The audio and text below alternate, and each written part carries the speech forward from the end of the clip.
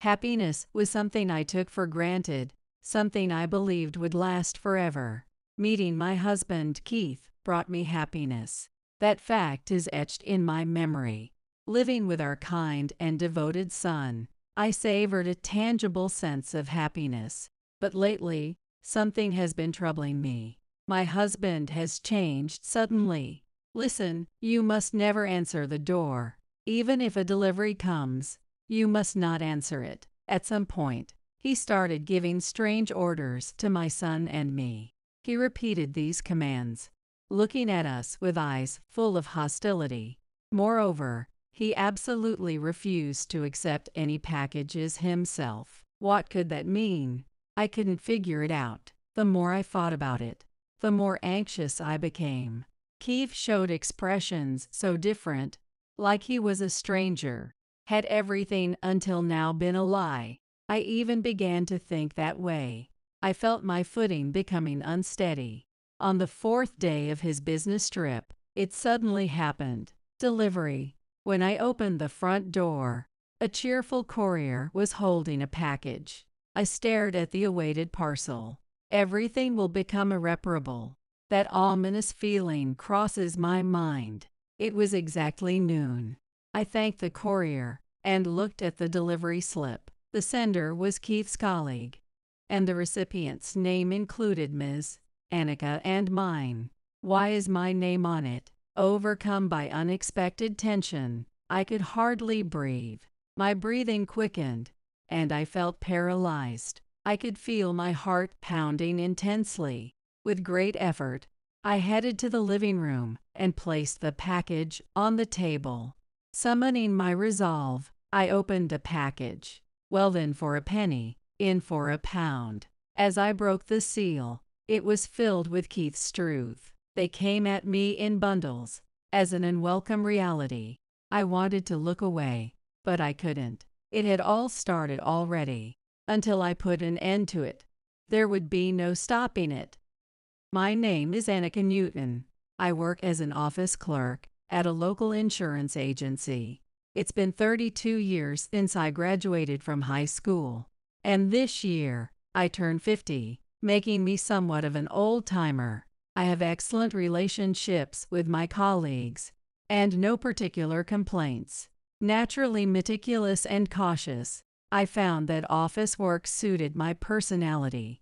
I methodically verify each detail, ensuring accuracy in everything I handle. Moreover, working in insurance, which touches upon the important aspects of others' lives, was fulfilling.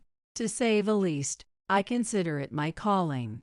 I met my husband, Keith, when I was in my 20s, and we got married. Keith is the sales director at a major construction company, a position that I, as his wife, take pride in. He is gentle, humble, and never arrogant, a truly kind person. Despite his high salary, appropriate for his position, he indulges in neither luxury or wastefulness. Instead, he cherishes his family deeply. Our only son, Billy, is now 20 years old. Even as his parent, I believe he has grown into a vibrant and fine young man. Tall and slender, he is the type who would attract attention even without parental bias. He inherited his gentle demeanor from his father and has a character that can't ignore someone in need. On the day of an important university entrance exam, he once helped an elderly woman who had collapsed by the roadside, almost making him late. Billy casually remarked, "I made it in time, so it worked out in the end." But it was a worrying moment for me as his mother. Although I was concerned, I felt proud of him for laughing and being glad that the elderly woman was safe. After all, Billy passed his university entrance exam and now studies mechanical engineering while living at home. In addition to his studies, he works part-time as a tutor and at a convenience store, contributing his earnings to the household. Indeed, he is a praiseworthy and devoted son, whom we are proud of. I live with my admirable family of 3. The house we currently live in was a wedding gift from Keith's parents. Keith's family was known for their significant wealth, well known in the area. I remember being amazed by the size of their house when I visited for the first time for our wedding introduction. I had never seen a garden with such an impressive pond in my life. Keith had hardly told me anything about his parents before our visit, playing innocent by saying, "Didn't I mention it?" Though his modesty is one of his strengths. At that moment, I wished he had given me a heads up. After all, I needed to be adequately prepared. Keith's parents were even more modest, generous, and kind-hearted. I quickly got along with them and grew fond of them as family, just as I did with Keith. Even after Billy was born, they often visited to enjoy time with their grandchild. Unfortunately, a few years ago, they both became ill and passed away one after the other. Since then, the house's title has been under Keith's name. I had a particular reason why I couldn't raise my voice against my husband. Soon after we got married, the insurance company where I worked faced a severe downturn, and my salary was temporarily slashed significantly. It was a major crisis right at the start of our newlywed life. Thinking about our future, I became overwhelmed with anxiety and started to feel downhearted. In those moments, my husband smiled at me and reassured me that everything would be fine. Despite the substantial drop in income, he managed our finances cleverly. His ability to run the household during that time was nothing short of remarkable. I thought it was all over many times, but I couldn't thank him enough for his support. Since then, I've placed my complete trust in him. As our family's treasurer, I entrusted him with all financial matters. We even made our joint savings account accessible to both of us freely. Some people worried about whether I felt uneasy leaving everything to him, but I never faced any trouble.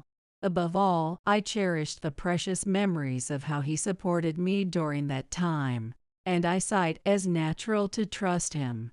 Up to that point, I could say that I had nothing but trust in my husband. Anyway, our family of 3 cooperated and lived a modest yet peaceful life. However, I have a concern now. It's about none other than my beloved husband. For the past 6 months, one of his particular behaviors has been bothering me. It pains me to have doubts about the husband who has supported me all along, but his behavior is too strange to ignore. This peculiar behavior occurred whenever a package was delivered to our home. Every time the delivery arrived, my husband would instruct Billy and me firmly, "Listen, don't answer the door. Under no circumstances." He said it with an unusual level of caution, distinctly different from his usual mild demeanor.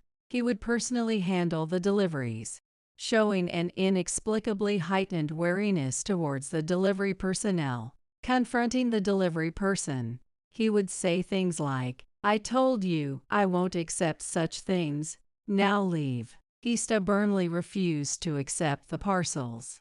Ignoring the bewilderment of the delivery person, he just kept shouting. It was a side of him I could never have imagined from his usual self. It reminded me of those dramatic reenactments on TV where people behave rudely towards store clerks. Watching such scenes, I often felt grateful that neither my husband nor son acted that way. That's why I was taken aback by this unbelievable side of my husband. At first, I thought it was due to his heightened sense of privacy. Perhaps he had things he didn't want us to see. Raising his voice in a hurry wasn't necessarily strange. But no, it's still odd. Keith, in my memories, had never shown such tendencies before. Even as I tried to convince myself otherwise, the gap between his current and past behavior raised more questions. And then there was the part where he refused to accept the packages. His expression, as he tried to send the delivery person away, was filled with an intimidating and fierce intensity. The once gentle and proud husband who cherished our family now seemed like a completely different person, someone I didn't recognize. I began to suspect that my husband was hiding something significant. Day by day, this doubt grew stronger in my mind. One day, I decided to confide in my son, Billy, about these concerns. Honestly, I couldn't carry this burden alone anymore. "Yeah, Mom, you think it's strange too, huh? I've been feeling the same way recently. It's like he is not the same as he used to be." Billy scratched his head, agreeing with my observations. I felt a slight relief at his words. "Mom, there's something I need to tell you. Can I talk to you about it?" Billy asked, looking a bit sad, as if he had made up his mind about something. I felt a tightness in my chest. What he was about to tell me would undoubtedly not be good news for me. It might even threaten to upend our modest happiness, the life we've built. Still, I had to know. "What is it, Billy? Please, tell me." Billy closed his eyes for a moment and then, hesitating, began to speak. He glanced at my face now and then, likely worried about how I would react to the news. Billy, too, had noticed the odd behavior of my husband lately, and had been carefully observing him. Normally, people don't get that paranoid about deliveries, right? I thought it was strange, so I kept an eye on him. And then I saw something. Billy's face turned slightly awkward. "Saw what?" "Dad's smartphone." What followed was bitter news. According to Billy, messages were frequently coming to my husband's phone from a particular person, seemingly an unknown woman. I didn't mean to snoop. We're family, and I don't like prying, but it was going off so often that I got curious. "I'm a terrible son, right?" "No, Billy, you did nothing wrong." The fact that he felt compelled to act that way showed just how abnormal Keith had become. He must have been anxious. I understood his feelings all too well. Billy mentioned that whenever my husband used his smartphone, he would always hide the screen, making sure no one could see it, not even Billy. And he would smile as he read the messages. How should I put it? It was a bit of a sleazy smile, which was uncomfortable to see from my own father. Billy said this with a bitter laugh. "There's no doubt about it. Yay, honestly, I think it's suspicious." It was clear that my husband had something to hide, even when we pieced together the information. I debated whether to tell you, Mom, but without solid proof. I didn't want to just confuse you. Billy had been probing on his own to uncover the truth about my husband. If it was just an unnecessary worry, that would be fine. He also wanted to trust his family, which is why he tried to resolve everything by himself. But I should have told you sooner, before you started worrying. "I'm sorry, Mom." Billy apologized to me. "Don't worry about that. Thank you for telling me." From that day, my suspicions about my husband's behavior only grew. He began coming home later, often after midnight, using work as an excuse, and our family conversations became fewer and fewer. Even when he was home, he seemed restless, and sometimes he didn't bother to hide his irritation. On top of that, he started going out alone on weekends. When I asked where he was going, he would dodge the question with plausible reasons like work or client meetings. Often, he would return late at night, or worse, not come home at all without any notice. It became rare for the three of us to be together anymore. "Are you okay, Mom?" I was heartbroken.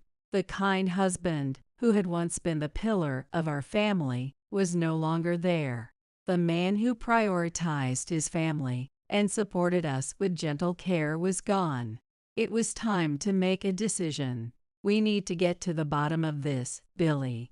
Will you help me?" Billy smiled warmly and said, "Of course." That gave me great strength. "Let's investigate again, including everything we've turned a blind eye to." I decided to confront the situation, no matter what the outcome would be. A week later, my husband had to leave for an urgent 5-day business trip. Right before leaving, He persistently warned us. Remember, don't answer the door for any deliveries.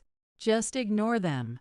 Got it. His overt instructions made us look at each other and laugh. We were now certain. My husband definitely had a secret he was hiding from us, something inconvenient that needed to be concealed.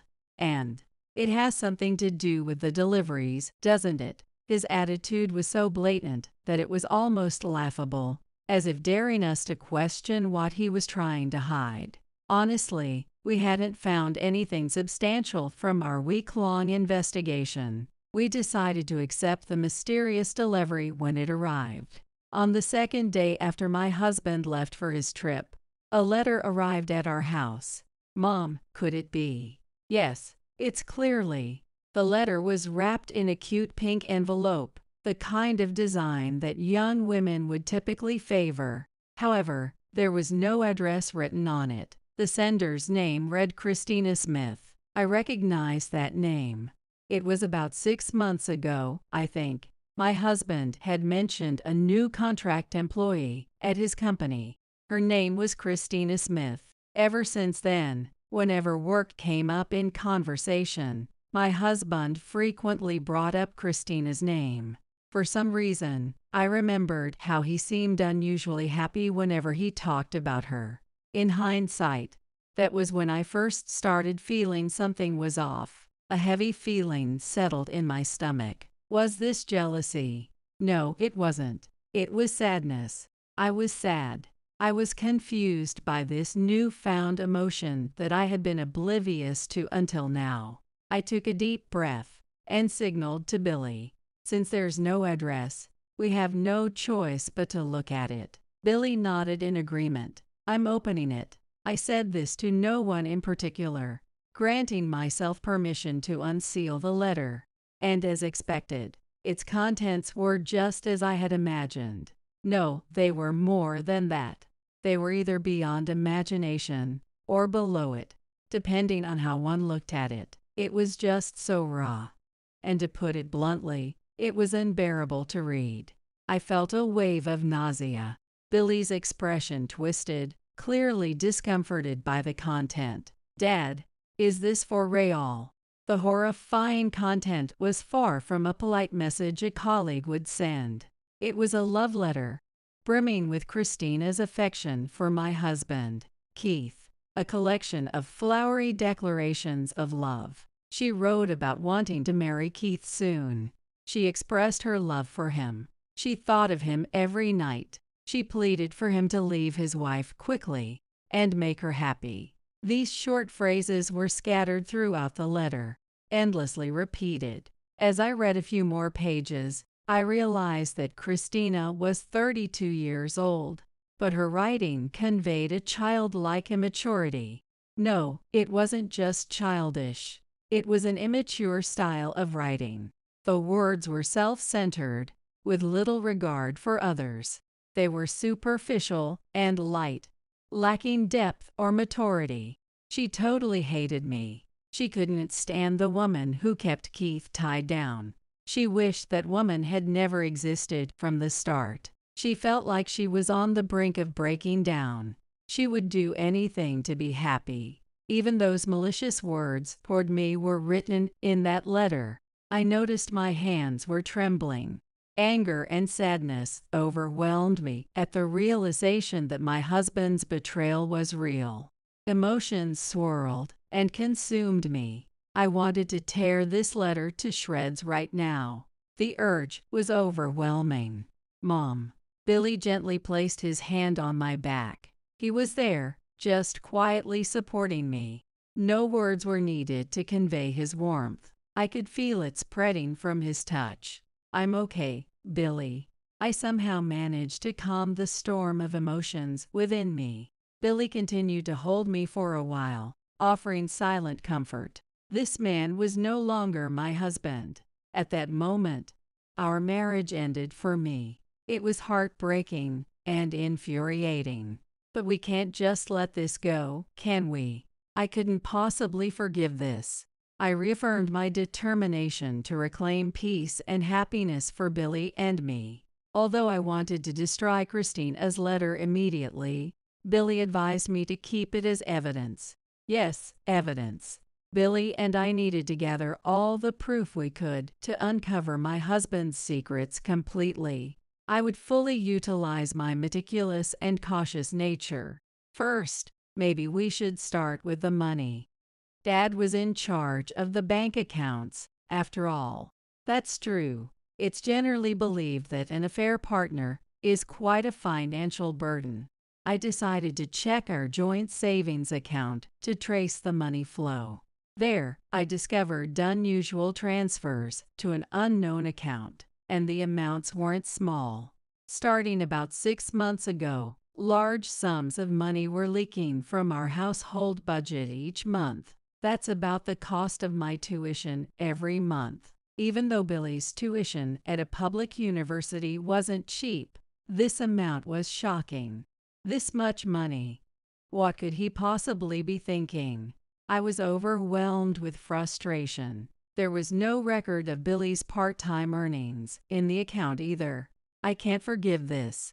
The balance showed only a meager amount left. Financial collapse was imminent. This is truly shocking. I was so devastated that I couldn't even stand up for a while.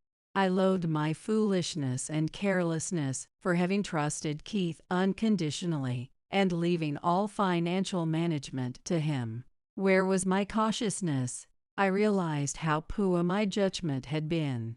After a while, Billy opened Keith's computer.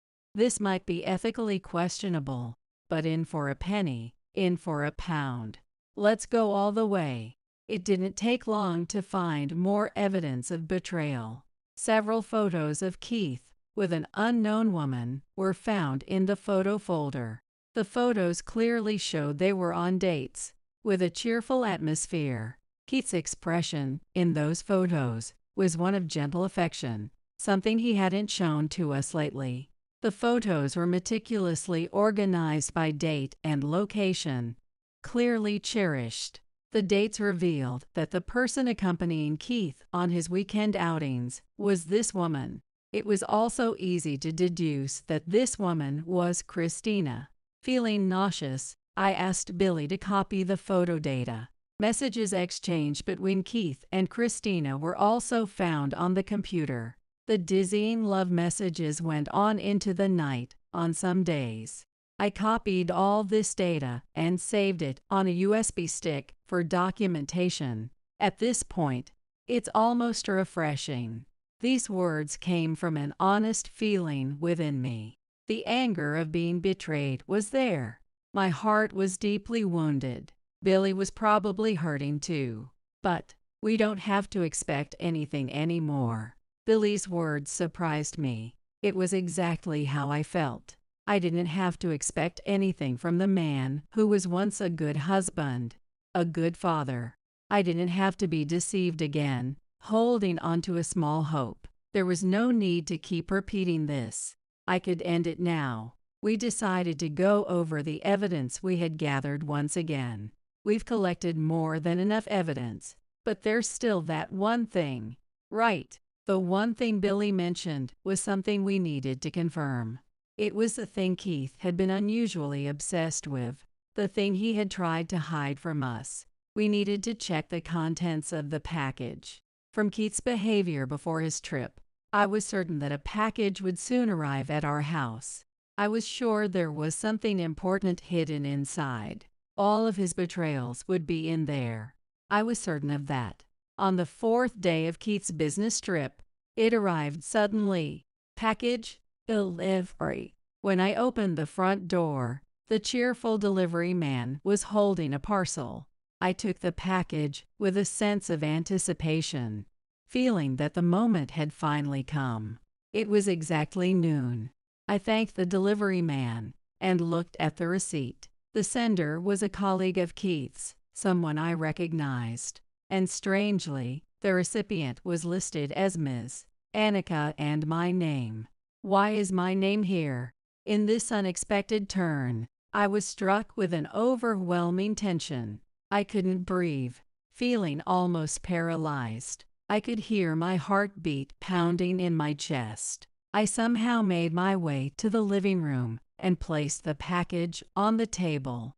I took a deep breath, but the suffocating feeling didn't go away. In fact, it only grew stronger. I have to brace myself. Whatever I found, I had to accept it. I couldn't look away. I had to face the truth. Billy was at university, so I was alone at the moment, completely alone.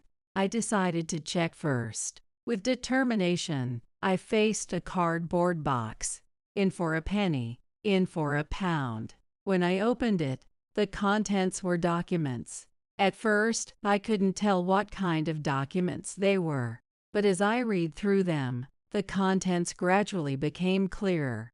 It was an accusation against Keith. It revealed that Keith had obtained highly confidential company information and passed it to Christina. This was an act of industrial espionage, and it detailed how Christina had been engaging in transactions with a competing company in exchange for money.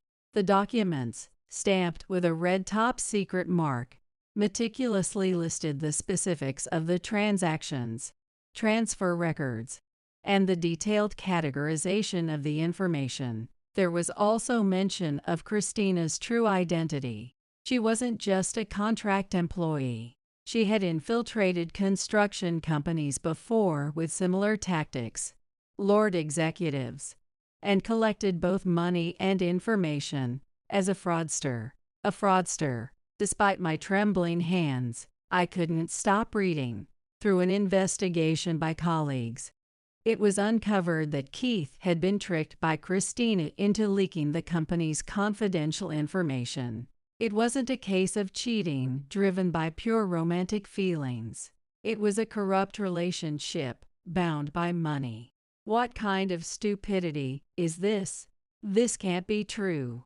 The document also mentioned how, when Keith became the sales manager, he had stolen credit for a colleague's achievement, and the accusation ended with an expression of deep anger toward Keith. The frustration experienced by the colleague was evident in the words condemning Keith. The shocking accusation came from a colleague who had visited our house several times when he was younger. Back then, they had seemed so cheerful, enjoying drinks together. He had betrayed a precious relationship, trampled on our family just as easily, effortlessly, while wearing the mask of a kind person. I took a deep breath and looked over the documents again. The pounding in my chest and the shortness of breath didn't subside. It didn't go away, but I began to feel my mind gradually calm down. This time, I read through every detail as calmly as possible, taking in every word. I finally understand. Finally, I understood why Keith repeatedly told us never to open any packages. It took me a while, but now I realized. Keith understood that he had made enemies, that he had hurt others with his actions. He feared that one day, a package like this would arrive, one that would expose him and his wrongdoings to his family. He was terrified of the idea that his actions would destroy his family. There was no sense of responsibility in him. It was like a child complaining about something. What an insecure and prideful person he was. Pathetic. The time had finally come to make a decision. It was something I had started. I would take full responsibility for it. There was not even a hint of doubt. From then on, things progressed quickly, like a roller coaster. With the situation changing rapidly, I could barely keep up. I ran around desperately, trying to keep moving. By the time night fell, I had finally calmed down. "Mom, it seems like you've been through a lot today." I explained everything to Billy in detail when he got home. After that, I decided to go straight to the police. It wasn't just out of family responsibility, but because, as a fellow worker in the company, I couldn't forgive what Keith had done. The package contents, of course, including Christina's letter, and a USB flash drive filled with data. Carrying all the evidence I had, I headed to the police station. I must have been in such a rush, for I was facing the officer barefoot. In my panic, it seemed I had dashed out just like that. The police officer who greeted me was surprised, but when I told him about the information leak and fraudulent transactions, with evidence from Keith and Christina, he immediately transferred me to a specialized officer. The officer who appeared seemed to be well versed in cybercrime and information leaks. I explained everything in as much detail as I could, and the officer immediately recognized the gravity of the situation. He gave me a few pieces of advice. First, he strongly recommended that I take all the evidence to Keith's company and report the information leak and fraudulent transactions. He assured me that the contents of the USB flash drive would serve as more than enough motivation for the heinous acts. Moreover, regarding Christina's letter, which could be seen as a form of blackmail, the police promised to step up patrols around our home. I felt incredibly relieved by their support. It was the first time I felt that the struggles I had gone through, along with Billy, were being acknowledged. I felt comforted by the way they stood by us. Afterward, I continued with the momentum and went directly to Keith's company. Of course, I was still barefoot. The reception staff seemed overwhelmed by my determination. The head of Keith's department took charge, and, after I presented the evidence of the information leak and fraudulent transactions, immediately understood the seriousness of the situation. He promised that Keith would be called back from his business trip, and they would conduct interviews with both Keith and Christina. Ms. Newton, you've been through a lot. We will definitely repay you for your actions. Please, rest assured. I fought back tears at my boss's words. As I was about to leave the office, I was stopped by a familiar face. It was the colleague who had bravely blown the whistle. The colleague deeply apologized to me, saying they were sorry for involving me. Don't apologize, not at all. I want to thank you. Thank you so much for gathering the courage and speaking up. I expressed my gratitude. After that, I left Keith's company, which was starting to make a scene, and quickly headed home. Billy, I've decided to divorce. I have lawyer friends because of my work, so I plan to ask one for help. Billy nodded and smiled. I fully support you. I've decided to cut ties with him too. Do whatever you feel is best, Mom. I'll support you with everything I have. He clenched his fist firmly. Taking advantage of the situation, we quickly packed the necessary items and decided to temporarily move to a business hotel. I made sure to leave the divorce papers on the living room table. Before leaving, I took a slow, final look around our home, filled with memories. I felt a bit sorry for my parents-in-law, but my desperate feelings outweighed any guilt. The next development came in the evening the following day. While relaxing at the business hotel after work, my smartphone rang. It was from Keith. A wave of dark emotions washed over me, but I had already made up my mind. I pressed a call button on my phone. Hello, Annika. What the hell is this divorce paper about? He immediately let out a high-pitched scream. He was breathing heavily, visibly flustered. There's nothing to explain. Just submit it over there. I responded calmly and as matter-of-factly as possible. It was to make it clear to Keith that we were no longer family. If it's about Christina, I'll apologize. I was just deceived. You can forgive me, right? I was completely shocked at how casual Keith sounded at this point. Forgive him. What in the world gave him the right to ask such a thing? If this isn't going anywhere, I'll hang up. I sighed and was about to end the call. Wait, don't hang up. Seriously, where did you even find all the evidence? Suddenly, Keith turned the blame on me. What was he trying to do? I had no idea what his goal was. Perhaps Keith didn't understand his own goal either. It was all just futile. Your kind colleague told me everything. Your most hated delivery service gave me a wonderful gift. I gifted Keith a sharp, sarcastic remark. I hoped the sting of my words would penetrate Keith just a little deeper. That was what I was thinking. Because of you, I'm about to be arrested. The company knows everything, and it's over. It's all your fault. He spat those words at me. It was a remark that left me in disbelief. My fault. The unexpected accusation made my voice involuntarily become stronger. Anger seeped through my words. I had to stop myself. I needed to stay calm. No, I apologize. I misspoke. Anyway, let's start over. We've been through trials together before, haven't we? We can surely overcome this one too. Keith continued to spew out convenient words. He was pushing his incoherent claims on me. Suppressing my feelings of disgust, I stabbed my words through the phone. How can we possibly start over when you've committed adultery, information leakage, and illegal transactions? This trial is your own doing. Deal with it yourself. I exhaled everything I had been holding back in one breath. If this didn't get through, I wouldn't have any more words for Keith. It felt like talking to someone who wasn't listening. A sense of resignation began to creep in. Yes, I had known it. No matter what I said, it wouldn't reach him. No, it wasn't that. Nothing was ever reaching him in the first place. He wasn't having a conversation with me. He was just talking about himself. Please, Annika. I was just giving Christina the information. I had no idea about the illegal transactions. I'm the victim here. He yelled and screamed, completely shocked that things had escalated to this level.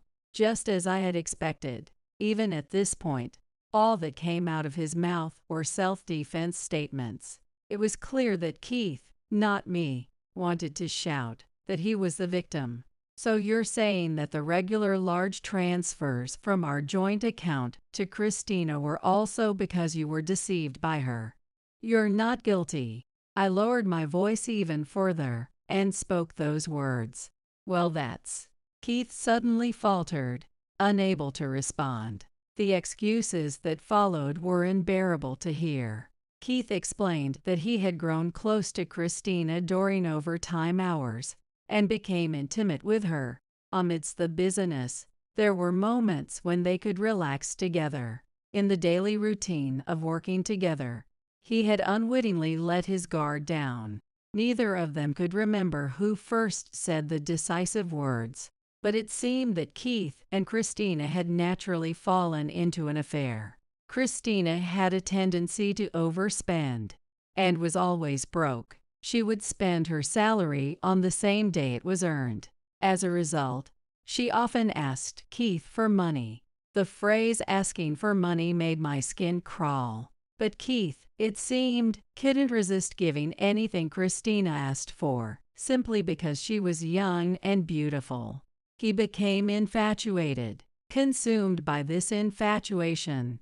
He poured household money into Christina. His sense of guilt seemed to have been completely numbed. You weren't the type to frequently check bank books or account balances, so I thought she wouldn't notice a little spending here and there. It just happened. How could a just happened be an excuse? I had to suppress my urge to shout. Christina had completely become dependent on Keith, knowing that whenever she asked, he would give her as much money as she wanted. With just one or two sweet words, she could manipulate him freely. But as soon as the details of the case came to light, Christina disappeared, fleeing without a trace. Listening to Keith's story, I was struck by a major question.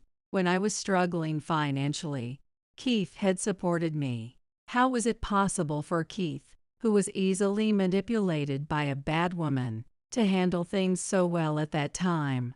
Keith, as if resigning himself, finally confessed the truth. The truth is, the way I managed things was thanks to the advice of my late dad and mom.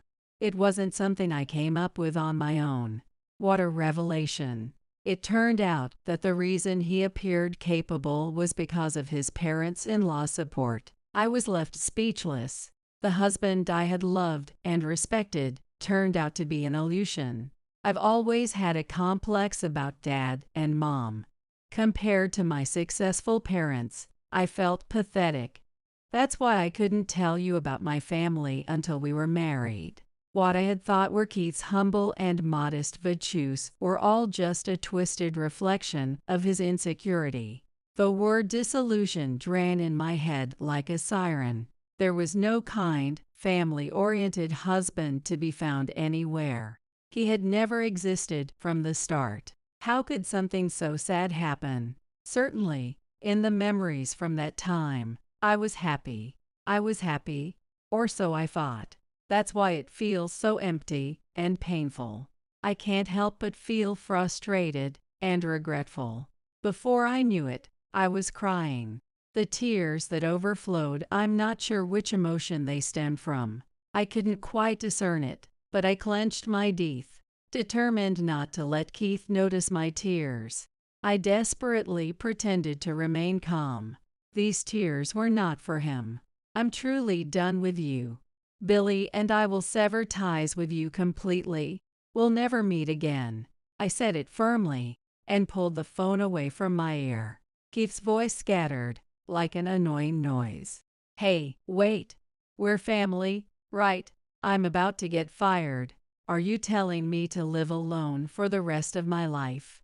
You heartless person, aren't we family? Keith shouted, speaking quickly and throwing words at me. He seemed to be in complete disarray. If only that desperation had been directed somewhere else. Still, I couldn't sympathize. In his voice, full of desperation, the word family came through in broken fragments. It was unbearable. Who was it that put family on the scale and weighed it against something else?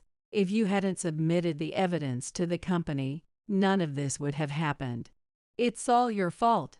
Everything. It's all your fault. Take responsibility. If you have complaints, please go through a lawyer. Goodbye. I ended the call, and this time, I shut him out completely. I immediately changed my phone number, and there was no more contact from Keith. Afterward, Keith was charged with information leakage and fraudulent transactions, and it seems he ended up in police custody. Naturally, he was not granted any leniency and was moved behind cold walls.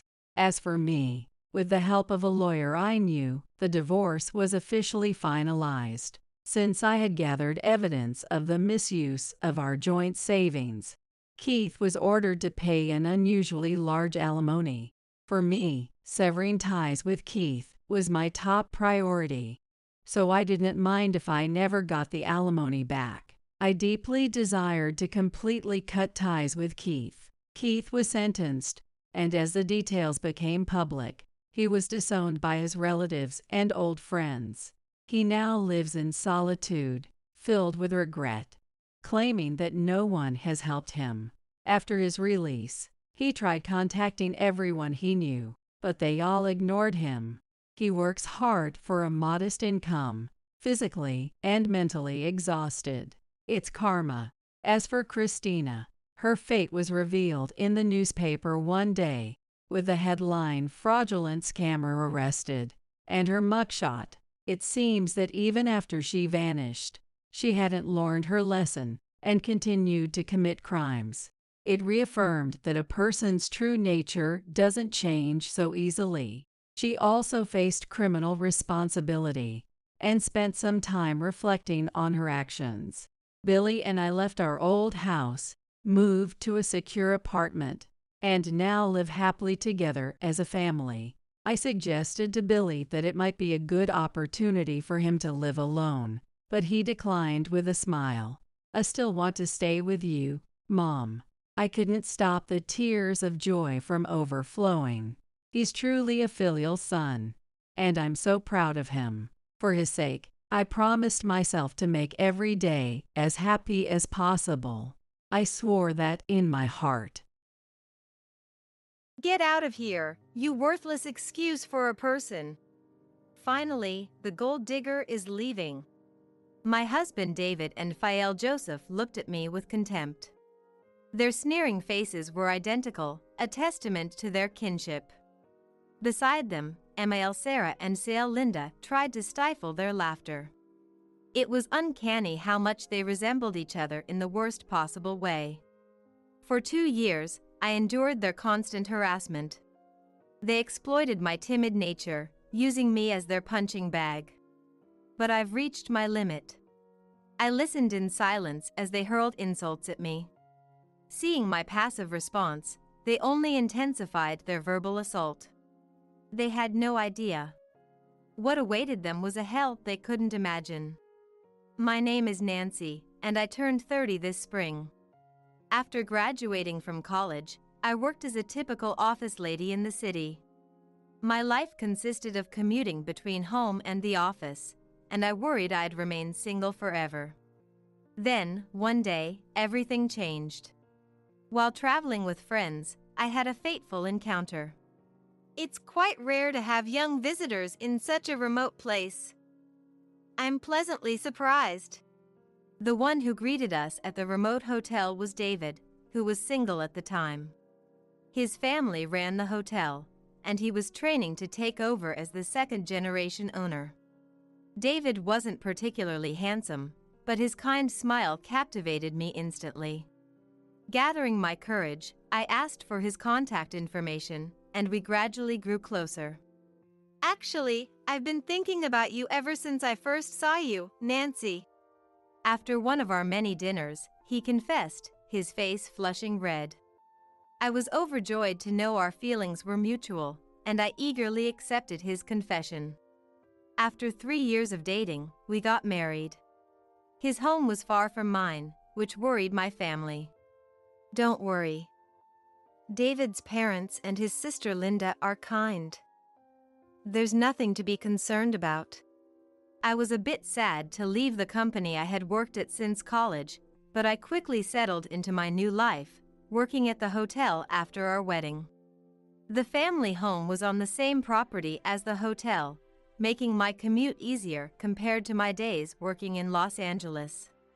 However, my carefree thoughts soon vanished. Nancy, there are wrinkles in the laundry. Oh, I'm sorry. Really, have you never done laundry properly before? The one complaining is Sarah. Sarah, who used to seem like a pleasant hotel owner, gradually began to criticize me more after the wedding. Hey Nancy, can you finish this job for me? I need to go pick up the kids. Yes, I understand. Linda, who initially seemed kind, now treated me like a convenient servant. She had returned to live with the family after her divorce a few years ago, and her child, much like her mother, was quite spoiled. Honestly, Sarah and Linda overwork you. If you need help, come to me. Joseph appeared kind on the surface, but his eyes were filled with blatant lust when he looked at me. There was a time when he walked in on me while I was showering.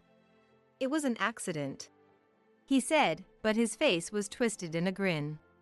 Is this how my life will be from now on? 6 months into the marriage, Sarah's verbal abuse became relentless. Linda began stealing my belongings and money. And Joseph started openly trying to touch me. I was reaching my breaking point. In tears, I finally turned to David for help. But my family would never do such things, he shouted at me, his face red with anger, refusing to listen. From that point on, he also began to harass me. I wish I had dated you longer. Then I would have realized how useless you are. By the time a year had passed since our wedding, I had grown accustomed to hearing such remarks from him. Harassment from my in-laws became a daily occurrence, and I survived by numbing my emotions. But then, one day, Nancy, come with me. Huh? Where are we going? Sarah glared at me sharply as she answered. To the gynecologist.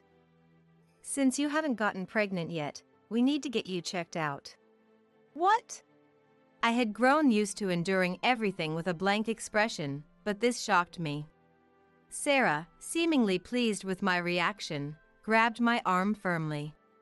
Let's go. Wait! Sarah was large and strong, and my resistance was futile. She dragged me to the gynecologist, where I was examined thoroughly. The result was that I had difficulty conceiving. The doctor said it wasn't impossible for me to get pregnant, but it would be challenging. As soon as Sarah heard the diagnosis, I knew it! She lashed out at me. When we got home, Sarah told Linda and Joseph that I couldn't get pregnant. Before I could correct her and explain that it was just a difficulty, not an impossibility, they began to insult me. If I had known David's wife was useless like this, I wouldn't have let him marry you. Exactly. I supported you because I expected you to bear the third generation of the hotel. But now that you're useless, there's no need to protect you. At least serve as our labor force. We should just get a divorce immediately. There's no need to keep someone useless around. I couldn't even cry at the barrage of cruel words. All I could do was endure. My marriage was a huge mistake. His words cut the deepest. There was no one here to help me. That realization hit me hard. Still, I wanted to have his child because we were married. I thought maybe if we had a child, the criticism from his family might lessen. With a small glimmer of hope, I decided to talk to David one day. David, can we talk? Huh?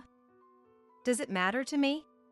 David, sitting in his usual spot in the living room reading a magazine, didn't even look at me. Recently, David either ignored me or responded coldly when I tried to talk to him. But I mustered my courage and spoke up. I want to try fertility treatment. If we underwent fertility treatment, surely we could have the child everyone wanted. Before I could finish, David's angry voice cut me off. What? We don't have money for that. Suddenly shouting, David threw the magazine he was reading at me. I was so shocked that I stood there, dumbfounded. It's your fault for not being able to get pregnant properly. If you really want treatment, pay for it yourself. But I don't have any money. After our wedding, Sarah took my debit card away. She claimed it was to prevent unnecessary spending, but she probably just didn't like me having financial freedom. Though I hadn't shared my PIN, preventing her from using it, I had no money of my own. I never received a salary for working at the hotel. Given these circumstances, I had no money of my own. I know. I'll get a job outside. What? Sarah said our finances are tight recently. If I work outside, I can help with expenses. Our hotel wasn't doing badly, but my in-laws were extravagant spenders, keeping the household finances always tight. I thought this was a great idea. But to David, it was just another reason to be angry. Nancy, you're recognized in the community as my wife. If my wife starts working outside, people will think our business is struggling. Can't you understand that? But how else can I make money then? I don't care. With that, he stormed off, leaving me alone. I couldn't go out to work, nor could I afford fertility treatments. What am I supposed to do? All that was left for me was a sense of hopelessness. For the past 2 years of our marriage, I had endured constant harassment from my in-laws. Recently, they didn't even call me by my name, referring to me as useless, incompetent, or simply you. I was no longer his wife, I was the servant of my in-laws. In the beginning, I cried a lot, but now I felt nothing. Would I spend my entire life as a servant to this family? The never-ending days were taking a toll on my heart. Lately, the stress had built up so much that I couldn't sleep properly. Though I thought I had become numb, my heart was silently screaming in agony. Ugh! The continuous lack of sleep caused me to feel dizzy. As usual, I started cleaning the hotel alone from the early morning before anyone else woke up. If I didn't finish before the family woke up, I might be punished by skipping breakfast. Fighting the dizziness, I kept working. "Ah, you're already up." A sudden voice from behind startled me so much that I almost jumped. "Joseph, you're up early." "I'm old, so I don't sleep well," Joseph said with a big yawn. I wished he would help since he was up early, but I kept my thoughts to myself and continued working. "You don't look well." "Let me see," he said, persistently closing the distance between us. His eyes were filled with a disgusting leer, and I finally realized the danger of being alone with him. As his hand reached for my waist, I quickly stepped back, feeling nauseous. "I'm fine. I'll just go clean outside." I hurried outside, and he didn't follow me. I collapsed on the road in front of the hotel. "I can't take this anymore." Tears began to fall as I muttered those words. My heart had finally reached its limit. I reached for the mobile phone in my pocket and called my dad. Knowing that Dad was usually up early for his morning walk, I instinctively dialed his number despite my confusion. "Nancy, what's wrong?" As expected, Dad answered immediately, and I tearfully explained the situation. I want a divorce. I want to come home." Dad listened silently, then spoke gently. "All right, I'll come get you right away. Can you wait a little? I won't forgive those who have tormented my precious daughter." Dad's voice was kind, but he couldn't hide his anger towards my in-laws. After that, I went to the city hall and got the divorce papers. I filled them out and presented them to David and the others who were now awake. Oh, really? I expected David to yell at me, but he signed the divorce papers without hesitation and handed them back to me. A bit surprised, I took them, and David said with a twisted expression, "I was planning to divorce you soon anyway, since you can't have kids and can't do the hotel work properly.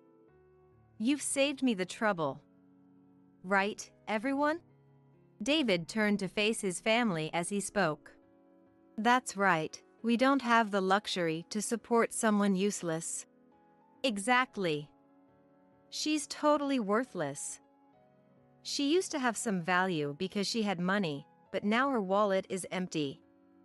She's completely useless." "Yes, indeed.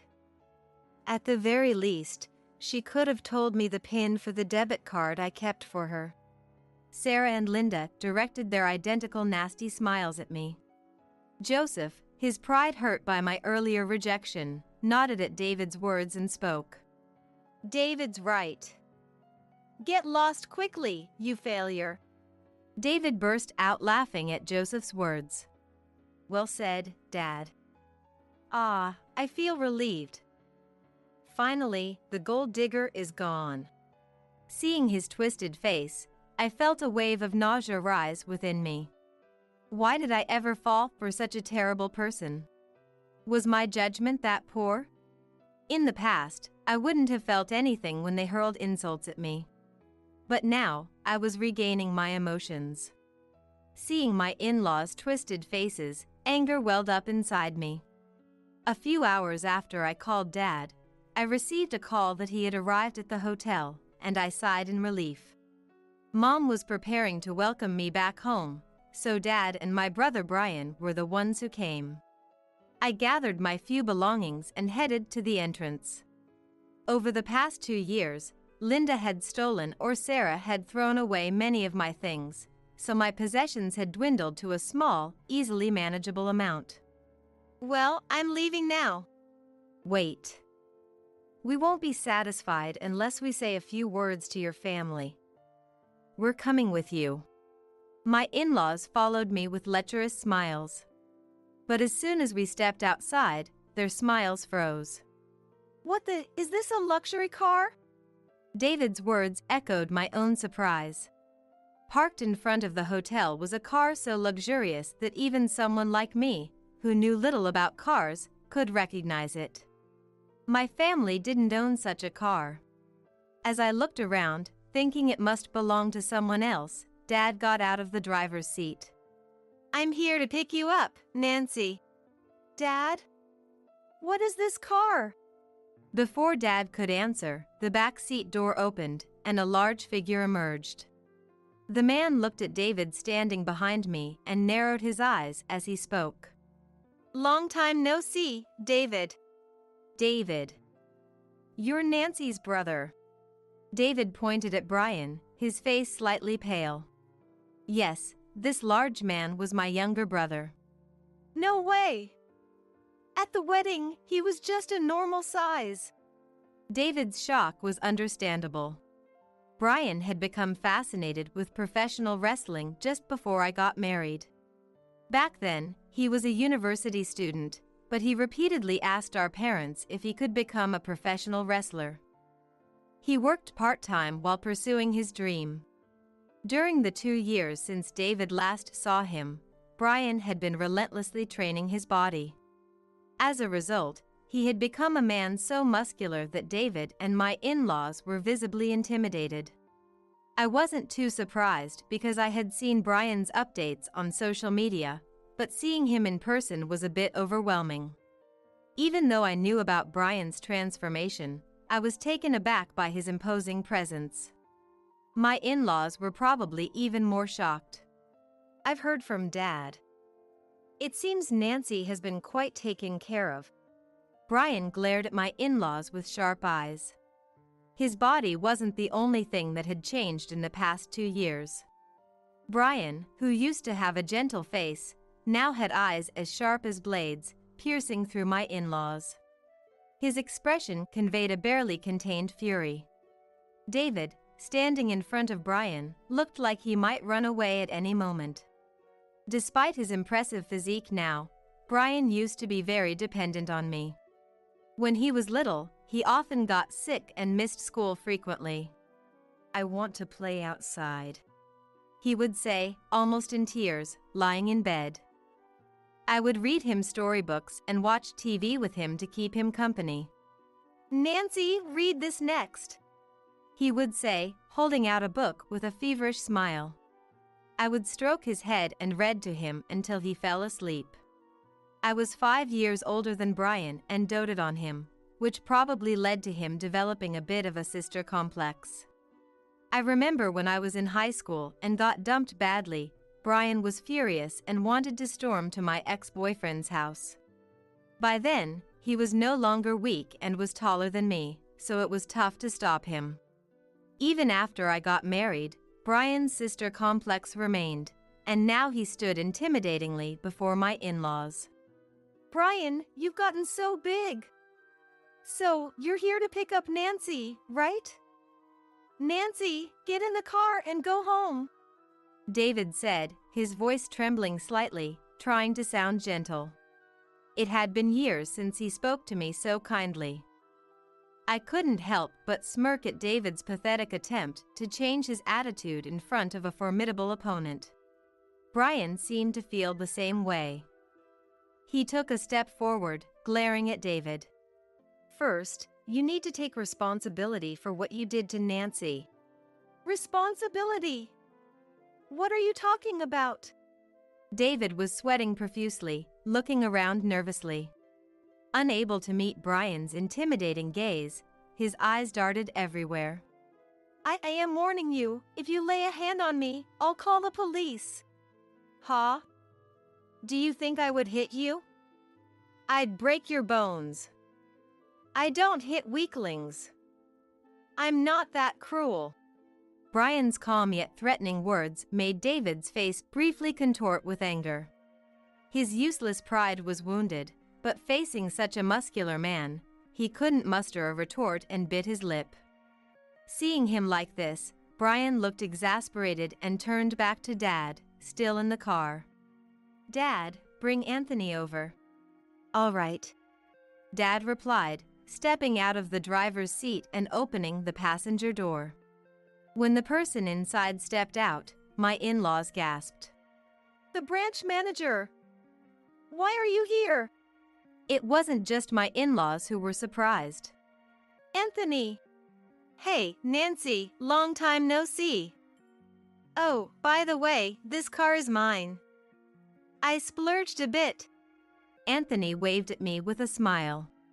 Anthony, my uncle, was supposed to be working at a bank's overseas branch.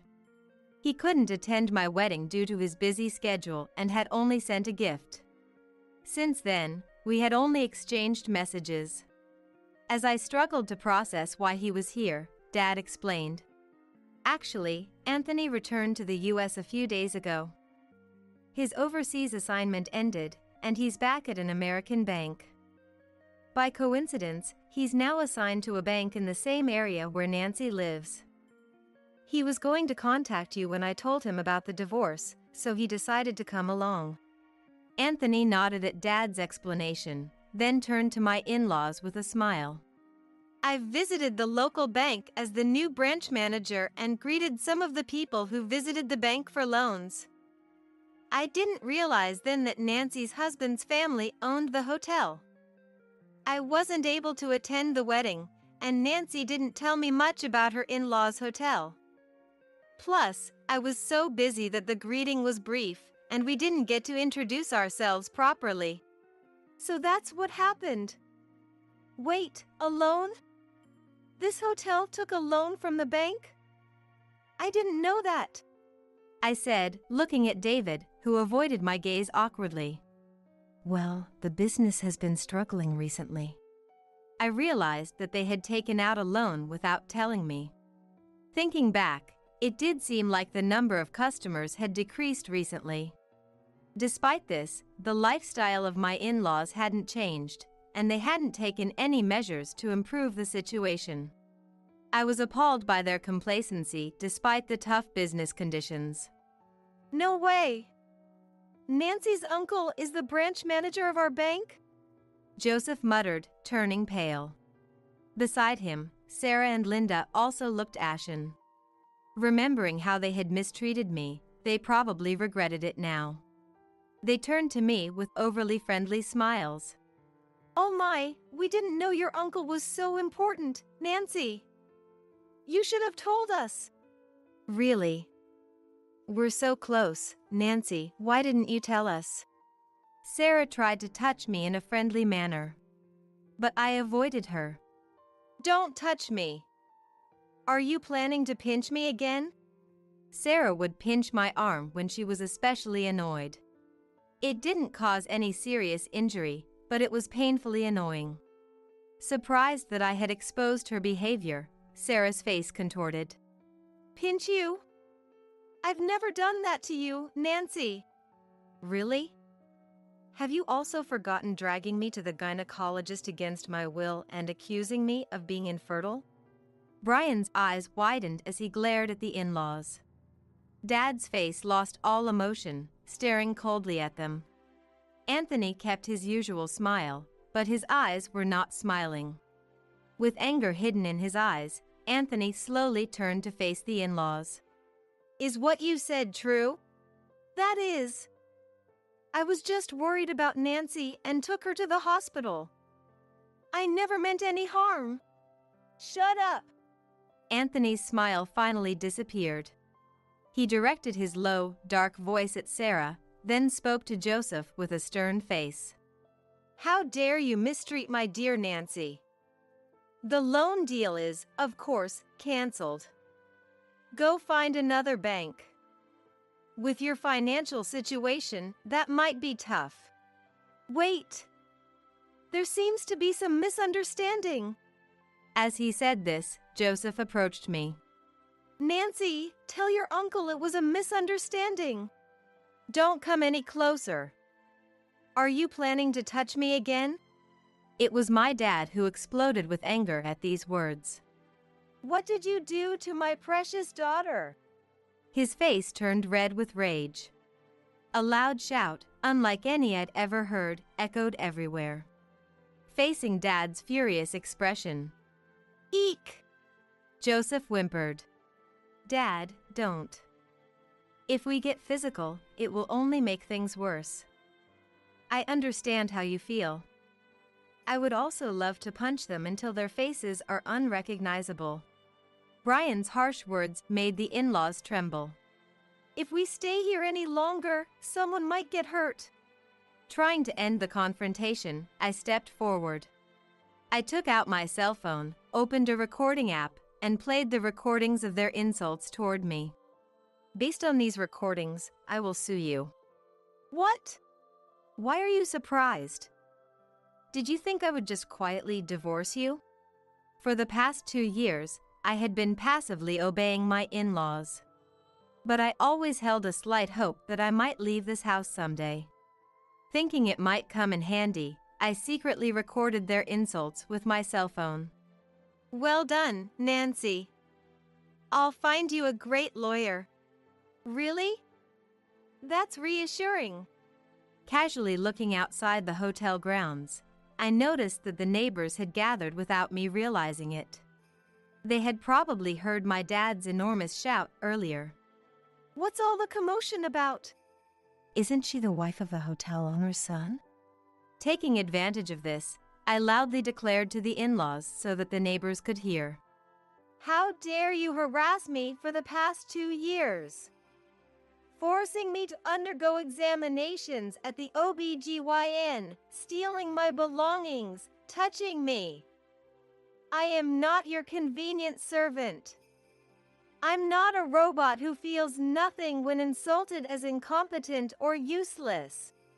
I thought my tone was a bit theatrical, but this way, the neighbors would know the in-laws' misdeeds. What? The people from this hotel harassed their son's wife? That's outrageous. To add the final blow, I played the recordings of the in-laws' insults again. This time loudly enough for the neighbors to hear. What? This is terrible. Isn't it understandable if she sues them? Noticing the commotion from the onlookers, the in-laws became visibly unsettled. From now on, their bad reputation would spread throughout the neighborhood. But that was their own fault. Well then, thank you for these past 2 years. With a bright smile, I bid the in-laws farewell. They could only watch in despair as I got into Anthony's car. After leaving my in-laws' house, I hired the lawyer Anthony had recommended to file a claim for compensation in the divorce court. Incidentally, I had quickly submitted the divorce application at the city hall on my way back to my parents' house. The lawyer handled the compensation claim for the divorce court, but when I heard the report that it had been a bit of a hassle, I was exasperated. When the lawyer met with the in-laws for the compensation claim, they repeatedly made selfish assertions. We don't have that kind of money. We absolutely won't pay. That's right. Because of Nancy, we lost the loan. They shouted at the lawyer, but, "Shall we go to court then?" With this one sentence from the lawyer, they fell silent and eventually agreed to pay the compensation. The in-laws had to sell some of their assets to raise the compensation, but it seemed the real trouble began afterward. Because I had exposed their misdeeds to the neighbors, they were all coldly looked upon by the local community. Linda's mom friends at the preschool her child attended heard the rumors and severed ties with her. Sarah was shunned by the neighborhood ladies and gossiped about. Joseph struggled immensely with the hotel management after the loan was cut off and couldn't find another lender. This was likely due to Anthony, now the branch manager, informing nearby banks about the hotel's precarious situation. In the midst of this, David, through the lawyer, desperately requested to meet with me.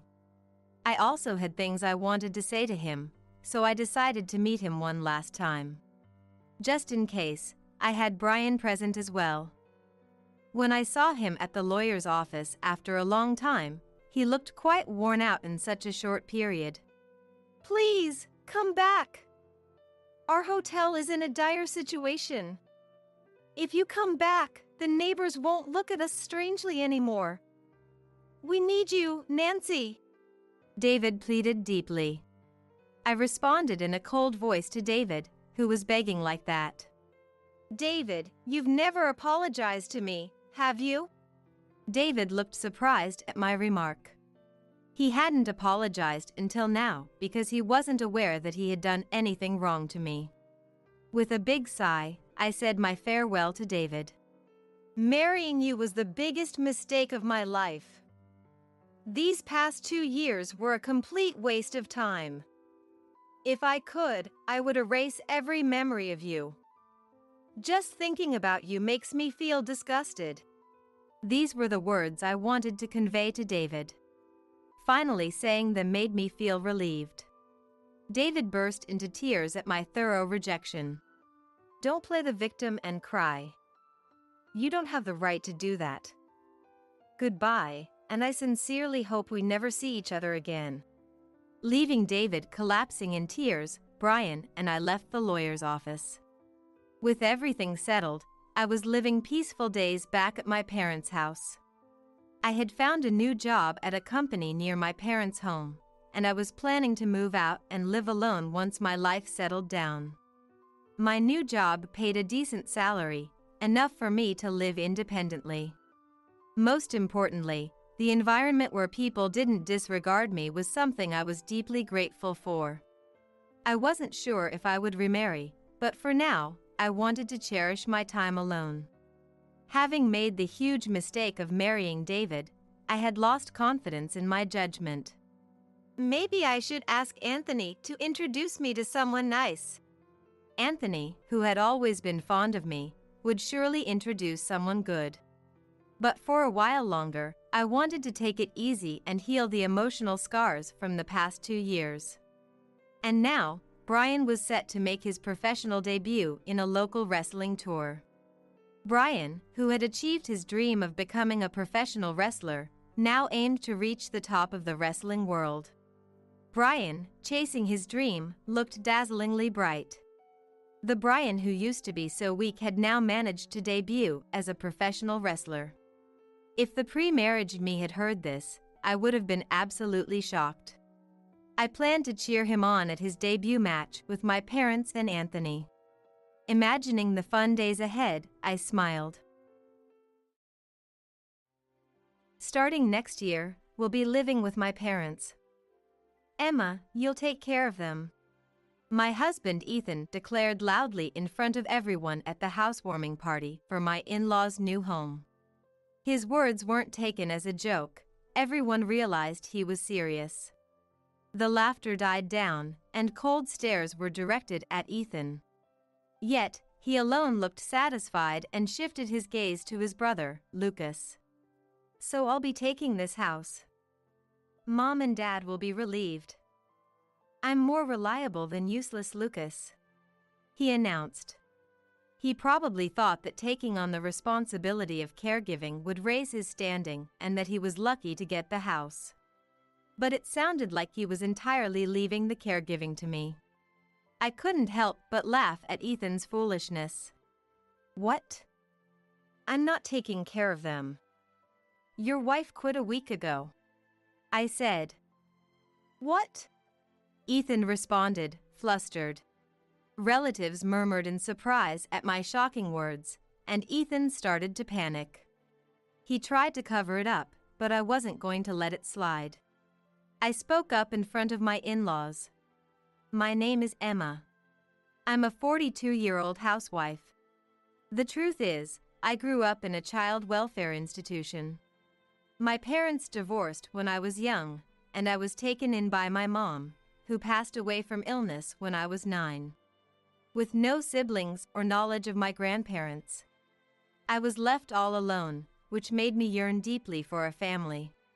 When I was 23, I met Ethan, who was 3 years older than me. He worked at his father Jackson's company and already held a managerial position.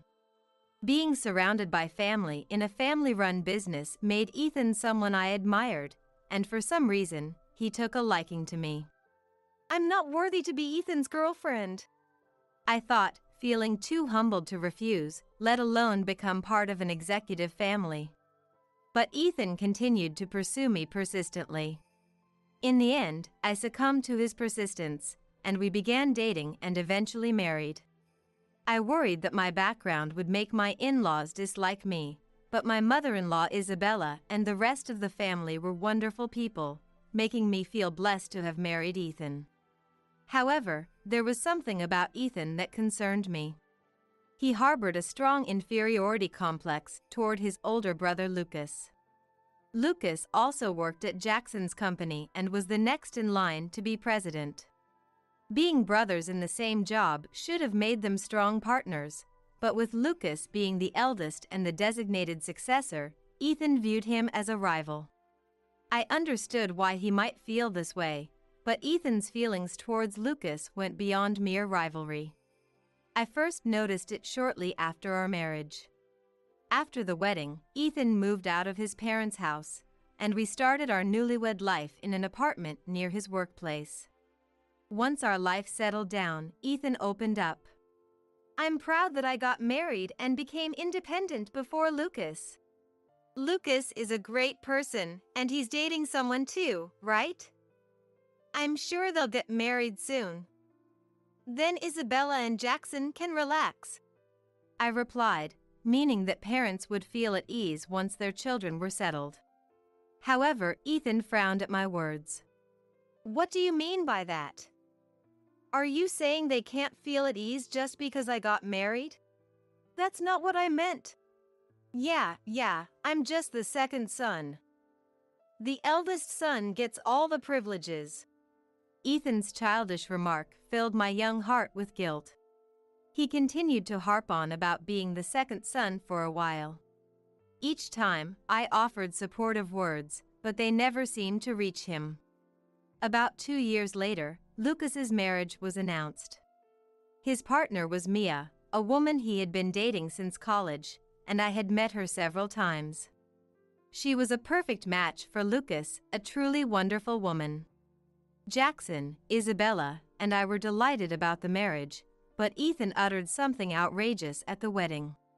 "I thought they'd break up eventually, but it's Mia, huh? He's even got a better wife than me."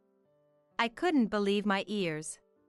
I didn't even want to ask what he meant.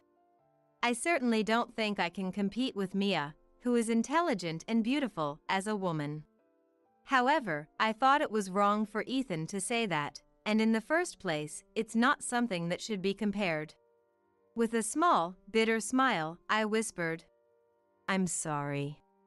It was Isabella who stood up for me. "What are you saying? You're the one who lost by making such disgraceful remarks in the first place." Isabella, who stated this clearly, then turned to me and said quietly, "I'm sorry. Ethan just wants to complain about Lucas. Don't worry about it. No one thinks there's a winner here." Thanks to Isabella's comforting words, I managed not to cry. But Ethan's displeased expression remained, and he continued to sit sulking.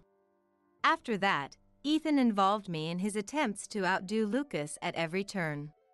Shortly after Lucas's wedding, he started saying, "We have to have a child before Lucas." But I didn't get pregnant easily. I felt sorry about it and made efforts to conceive, but in the end, Lucas and Mia were blessed with a child before us. When Ethan found out, "It's your fault we lost," he was furious. A year after Lucas and Mia had their child, we were blessed with a child too, but our baby was a girl. Lucas's child is a boy, and we have a girl. He even extended his rivalry to our children. Nevertheless, Jackson, Isabella, Lucas, and Mia all doted on our daughter, Sophia. "I want our next child to be a girl too," Mia said, also doting on Sophia. Ethan, the only one discontented with Sophia being a girl, watched as she grew up loved by everyone in the family. However, I never had another child. It had taken a long time to conceive Sophia, and it couldn't be helped. I considered it a miracle and a great blessing to have Sophia at all. During this time, Lucas and Mia were blessed with a much-awaited baby girl. I was happy for them, but I also found myself dreading Ethan's possible snide remarks. We need to build a house before Lucas does, at least. Ethan's competitive spirit burned bright, and he announced plans to build a new house. Jackson and Isabella, oblivious to Ethan's motives, happily provided the funds. I wonder how long Lucas will keep renting. Despite receiving financial support from Jackson and Isabella, Ethan still made snide comments about Lucas. I felt uneasy whenever Ethan tried to compete with Lucas. Building a new house under these circumstances didn't bring me genuine joy. You shouldn't say things like that. There's no need to compete. He's your only brother. I repeatedly admonished Ethan for his backbiting, but he never changed. Even after moving into our new house and watching Sophia grow up healthy and happy, Ethan never recognized our happiness. He constantly saw Lucas as an adversary. The more I tried to reprimand Ethan for his behavior, the colder he grew towards me, eventually voicing his dissatisfaction with me as well. If I'd known you couldn't have a son, I wouldn't have married you. Those words made me cry in secret. When Sophia had just turned 12, an incident occurred. Ethan came home late every day because of work. However, when I asked Mia, she said Lucas was home. I suspected an affair, but as a housewife, I couldn't afford to hire a private investigator, so I could only confront Ethan directly. Why are you coming home late every day? It's work. You know that. What's with the sudden questioning? But Ethan coldly brushed off my question. But Lucas isn't staying late at work, right? Is it only you working late? Feeling uneasy, I asked this, and Ethan clicked his tongue. What's with the insinuation, checking up on me like that? I wasn't trying to check up on you. But that's what it is, isn't it? You already knew it wasn't work. Ethan made exaggerated noises and tried to intimidate me with his loud voice. Though I wasn't scared, I fell silent. Caught between the fear of knowing the truth and the need to address the situation, Ethan finally said, "I'm popular with women. Unlike Lucas, I won't be tied down to an old woman." I was stunned and deeply shocked by his words. Ethan continued speaking, revealing more. His current girlfriend, a 22-year-old named Harper, was beautiful and never complained, unlike me. Harper is beautiful and doesn't nag like you. I should have married her from the start. Marrying you just because I was in a rush to wed before Lucas was a mistake. I had endured so much, but hearing this, I finally reached my limit. Fine then, why don't we just get divorced? Ethan laughed. Sure, I'm fine with that. But you'll be the one struggling, not me. No family, no job, I'm doing you a favor by staying. You should be more grateful. Angry, I stood up and thrust the divorce papers I had been holding out. I had kept these papers as a talisman, a reminder that I could always free myself. Presenting them now meant the end. I expected Ethan to be taken aback and apologize. However, my hope was quickly shattered. Even seeing the divorce papers, Ethan merely sneered. If you want me to sign, I'll sign. Not like you have the guts to go through with it. He signed the papers without hesitation. Mocked, I knew divorcing now would only put me at a disadvantage. Go ahead, file them if you dare. Ethan's taunting words echoed as he handed me the signed papers. Frustrated, I could only grip them tightly. A year passed. The in-laws decided to rebuild their house. The old house was inconvenient for Jackson and Isabella. They considered remodeling but decided to build a new one, as Jackson wanted a custom home for their final years. They consulted Mia and me, resulting in a beautiful new house. They planned a celebration party, inviting the family. Emma, could you help with the preparations? Isabella asked. Of course, I replied. Due to a request from Isabella, I ended up helping with the party preparations. The large new house seemed too big for just Jackson and Isabella, but I assumed they would eventually pass it on to Lucas. A few weeks later, the family gathered for the celebration. Mia and I were busy with the preparations. Sophia and Lucas's and Mia's children had lessons and would join later, allowing the adults to have some time together first. Everyone raised their glasses for a toast, and then Ethan spoke up. "This is a great house, isn't it? We made sure to have plenty of rooms so you all can visit anytime." Jackson replied, clearly pleased. Isabella smiled warmly, also looking delighted. Then Ethan said something surprising. "But isn't it too big for just the two of you? How about moving in with us?" I was shocked. What was he thinking? Everyone else laughed, thinking it was a joke. Didn't he just build a house a few years ago? What are you talking about? "Yeah, and what about Sophia's school?" Someone added. But Ethan's expression remained serious. "Sophia will start middle school next year, so it's perfect timing. Starting next year, we'll all live together. Emma can take care of Mom and Dad." It became clear to everyone that Ethan wasn't joking. The laughter died down, replaced by confused and cold stares. They all wondered what Ethan was thinking. Ethan, however, seemed pleased with himself and turned to Lucas. "So, I'll take this house," he declared, looking at Jackson and Isabella. "Don't worry, Dad and Mom. I'll take better care of you than useless Lucas." Everyone was visibly puzzled.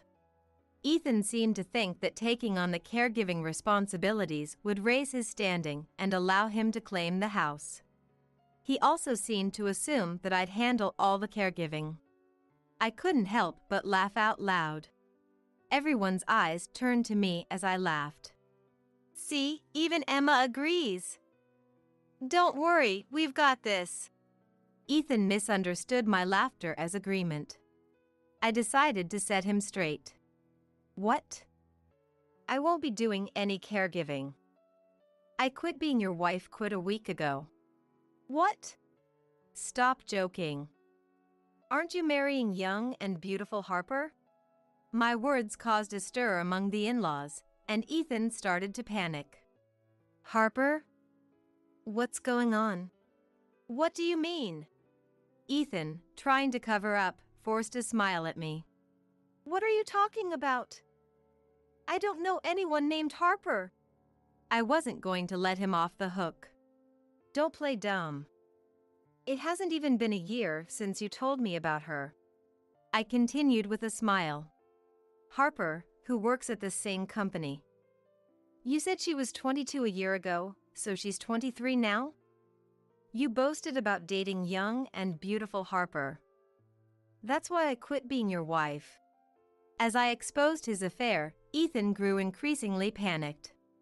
By the time I finished, he was pale, sweating profusely, and looking down in desperation. In contrast, Lucas turned bright red with anger. "What's going on?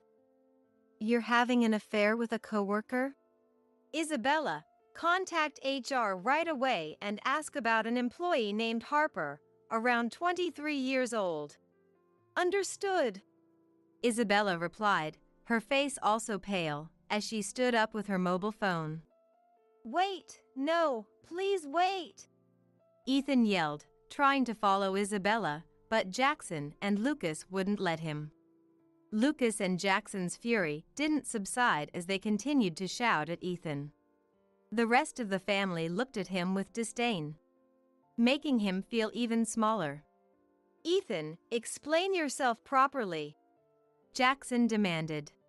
"But, Ethan stammered, unable to form coherent sentences under Lucas and Jackson's grilling. I watched it all with a smile. No matter how many questions Lucas and Jackson threw at him, Ethan kept insisting it was all a misunderstanding. Fed up with his evasions, Jackson slammed his fist on the table, making a loud noise as he stood up. "Dad, not a cent will go to you. All will be given to Lucas and Sophia as a living inheritance. Leave the company.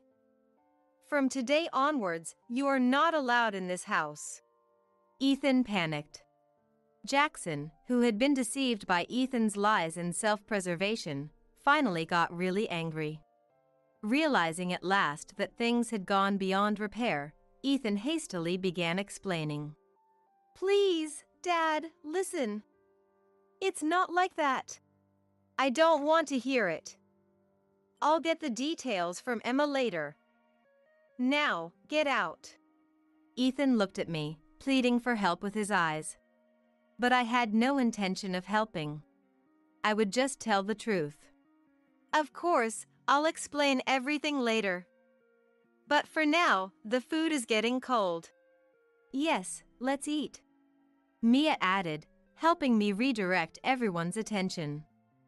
Finally, people began to eat. Relieved, Ethan tried to start eating with everyone else, but at that moment, everyone glared at him. "You get out." "But, no, No excuses. Just leave."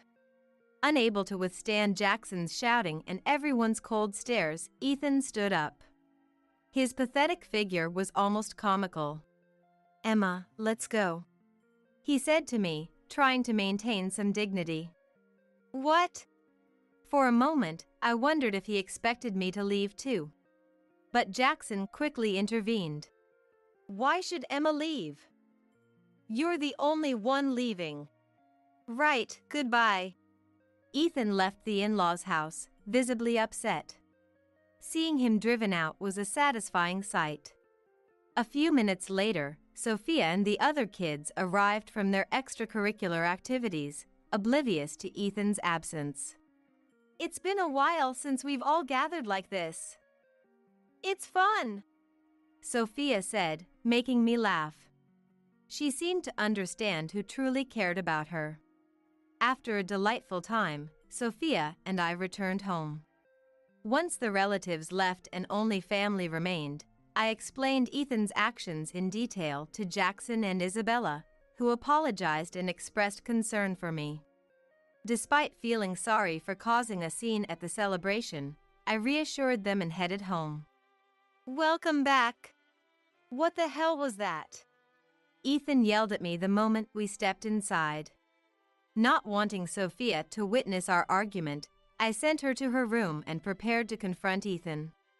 "I only told the truth because you made such reckless claims. But saying you quit being my wife. Don't you feel any shame in front of Dad and Mom?" "I really have quit being your wife. The divorce papers have already been filed." Ethan, shocked, stared at me with his mouth open, anger momentarily forgotten. "Don't you remember? Just a week ago." I began recounting the events to Ethan. A week ago, he had come home past 1 a.m., drunk after being with Harper. "I come home to relax, but seeing you here just makes me more tired," he had said, waking me up just to insult me. I was not a saint who could forgive infidelity indefinitely. Although I had endured for the sake of staying together, that remark pushed me to my limit. "Fine. Then, we'll get a divorce." "You always say that, but you never follow through. I'm the one who wants a divorce." Unable to tolerate the situation any longer, I submitted the divorce papers the next day. Ethan behaved normally the following day, either forgetting due to his drunkenness or pretending to. Regardless, I took advantage of his ignorance and quietly prepared to move out. Ethan turned pale at my words. "I said that. It was just a joke. I didn't mean for us to divorce."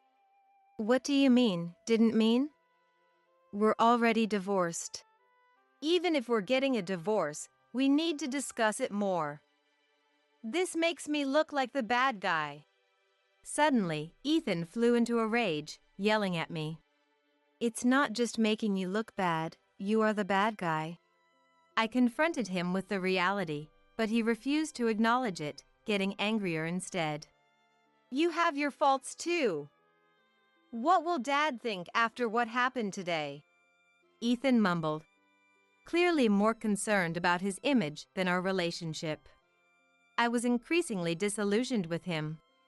Anyway, I'll move out as soon as the new place is ready. What? You think I'll let you off that easy after what you pulled? If you want to leave so badly, get out now. How could he say such things to a wife he had been with for over 15 years? Knowing I had no place to go and still saying such things is just too cruel. What's wrong? If you apologize to me properly and tell Dad and Mom that you were lying, I might forgive you. Ethan sneered. I could manage alone, but with Sophia, I couldn't afford to lose our home. Just as I was feeling cornered, a savior appeared. I recorded your argument. I've already sent it to Grandpa and Grandma. It was Sophia. When Ethan's loud voice started to be heard, Sophia, who had been worried about me and hiding outside the living room, came out of the bedroom. It seems she recorded the scene of Ethan yelling at me and sent it to Jackson. Ethan turned pale again at Sophia's words. The last thing he wanted was for Jackson and Isabella to hear what he had said. As my lips curled into a smile, Ethan's phone rang. It was Jackson. Ethan reacted to the ringing phone but hesitated to answer. Should I tell them it was all my lies? Ethan glared at me as the phone continued to ring. Or will you explain yourself? Ethan clicked his tongue, grabbed his phone, and walked out to take the call. Whatever he said, he was going to get an earful from Jackson. Later, Isabella called me. She told me Jackson wanted to talk to Ethan again. And Ethan was heading to the in-laws' house the next day. The next morning, while Sophia was at school and I was preparing to move, the doorbell rang. It was Lucas. Lucas, what brings you here? Emma, I'm really sorry for Ethan's behavior. Dad sent me. Jackson did? Lucas nodded and immediately called a locksmith to change the locks. Once the new locks were installed, the company's legal counsel arrived next. They were there to arrange compensation claims against Harper and Ethan. It happened in an instant, but with Lucas's support, I quickly took care of the procedures. We can arrange for Emma to get the house in the division of property. Considering Ethan's infidelity and the money he spent, he probably doesn't have much besides the house. At the very least, I want Emma to have it. Of course! I was surprised by this conversation, but soon tears started to fall. These were tears of relief, knowing that I could continue to raise Sophia as before. Emma, I know you've always taken good care of Ethan, Dad, and Mom. Ethan may be a hopeless brother, but I consider you my sister. And Dad and Mom wanted it this way too. Lucas said this to me. Overwhelmed with gratitude, I struggled to find the right words to thank him. At that moment, I realized that Ethan would never be able to surpass Lucas. After being severely scolded by his parents, Ethan came back home. But the house was already locked. Of course, he couldn't enter with the key he had. Emma, what do you think you're doing? Hearing Ethan's voice, Lucas stood up and went to the door. Admit your fault and apologize. Lucas? This house belongs to Emma. If you want to come in, you must apologize first. Ethan was silent for a while, but Lucas explained to him that the house was awarded to me in the property division. After some time, Ethan finally spoke words of apology. It was all my fault. I peeked from the living room to see his expression and noticed neighbors laughing at him as students were coming home from school. Emma, I'm really sorry. I was wrong. Please let me in so I can apologize properly. Ethan kept repeating the same words. Seeing his pathetic state, I couldn't help but laugh. He said he would go to a motel for the time being. Under Lucas's supervision, he came into the house to get his things and then left. Perhaps it was because Lucas was there, or because of the scolding he received from Jackson and Isabella, but Ethan didn't complain to me as usual. I watched him leave the house quietly, feeling both relief and a sense of poetic justice. The next day, Lucas arranged a meeting with Ethan and Harper. He asked if I wanted to join, but I declined, knowing that seeing Harper would make me feel ill. Instead, I asked to be connected by phone so I could hear the conversation. I needed to hear what excuses Ethan would make. Was what Emma said true? I heard Lucas's voice, followed by Ethan's. I'm really sorry to Emma, but it was true love. I've already broken up with Emma, and I plan to marry Harper. I felt irritated by his words, but if that was the case, so be it. As I was listening to the voices coming through the phone and thinking about this, a voice interrupted. Wait. Was it Harper? I heard a young woman's voice. Are you kidding me? You call our relationship true love? Disgusting. What? That's impossible. To be honest, I can't accept any settlement money for this. I was shocked by her words. Lucas and Ethan, who were on the other end of the call, were likely just as surprised. But ultimately, you did hurt Ethan's wife. You understand that, right? Lucas said. Even if you say that, it's not my fault. Ethan is certainly at fault. But you are also an accomplice. You have an obligation to pay. I felt reassured by Lucas standing up for me. Harper, realizing she couldn't escape, responded irritably. Fine, fine. I got a lot of things from him, so it's not a total loss. A loss? Harper, didn't you say you wanted to marry me? This is a burden for you, but we can finally. I heard Ethan's voice. But Harper burst into laughter. What are you talking about? Did you seriously believe that? No way. You were just a source of money for me. I struggled to suppress my laughter. It seemed that Ethan was the only one who thought it was true love, while Harper saw him merely as a financial provider. Besides, you've been hitting on other women too, right? Why am I the only one at fault? What? Were the other women not interested? Oh, I've really met a weirdo. Ethan must have been deeply shocked. Although I was angry with Harper for her affair, I felt a little satisfied that she had given Ethan a severe blow. Harper was at fault too, but there was no doubt that Ethan, who flirted with young women at work despite being married, was a despicable person. Harper, you must be joking. Ethan's tearful, pained voice was followed by Lucas's deep, exasperated sigh. No, no. Saying it was true love is a real joke. What part of middle-aged Ethan did you think I'd fall for? You need to face reality. I couldn't help but laugh out loud. Ethan, who must have heard my laughter on the other end of the phone, called out my name in realization. Emma! Realizing I was listening, he called out my name, but I only muttered, My condolences, and hung up the phone. Sure, Ethan had some money, but that was his only charm. He wasn't good-looking, didn't value his family, and such a man fantasizing about being loved by a young, beautiful woman was just a fantasy.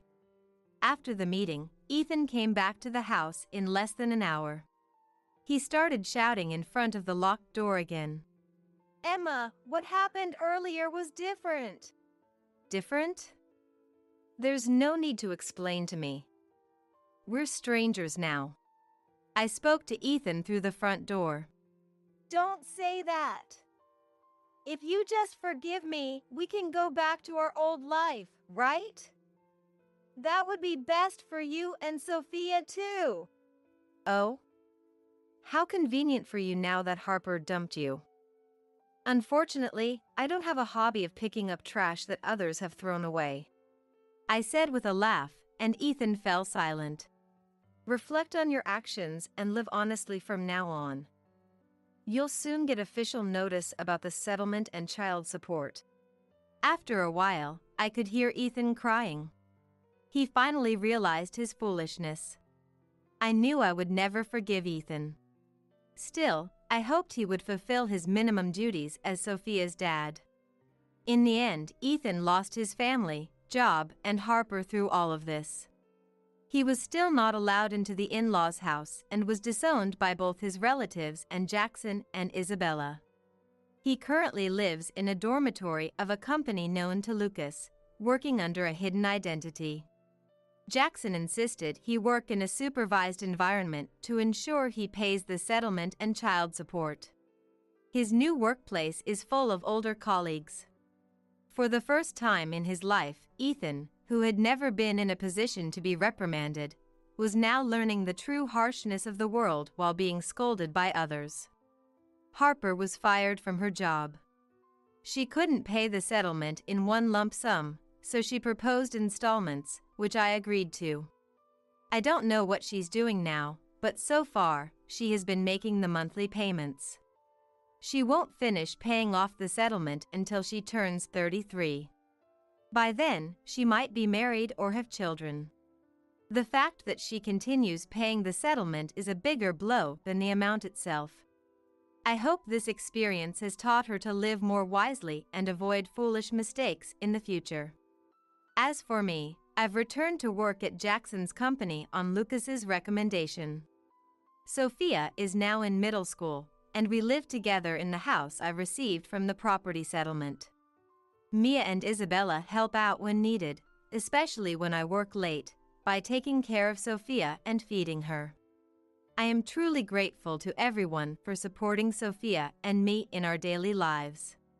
As Jackson said, most of the property had already been gifted to Sophia and Lucas while Jackson was alive. Even if there's a tax, it's much better than letting Ethan get his hands on it, he said. I plan to use it wisely for Sophia's future. Although Ethan is no longer part of our lives, I still consider Jackson, Isabella, Lucas, and Mia as my true family. Back then, I said I wouldn't take care of the family, but I now think of you two, Jackson and Isabella, as my real parents. I intend to take care of you too, so please don't worry. I'm sure Mia feels the same way. One day, I conveyed this to Jackson and Isabella, and they cried tears of joy. Now, I believe that marrying Ethan wasn't entirely bad.